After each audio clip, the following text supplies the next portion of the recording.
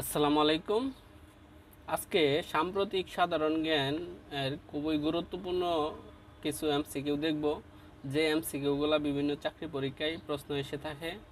তাহলে চলুন শুরু করি।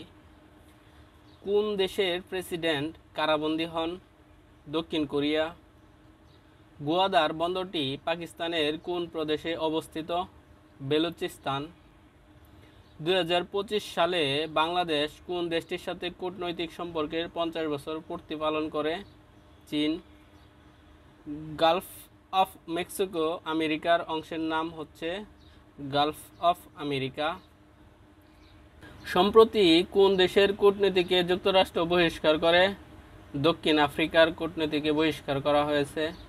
চীনের ওয়ান বেল্ট ওয়ান রোড প্রকল্প থেকে নাম প্রত্যাহার করে পানামা।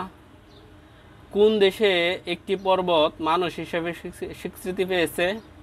নিউজিল্যান্ড। এটা খুবই গুরুত্বপূর্ণ একটি প্রশ্ন।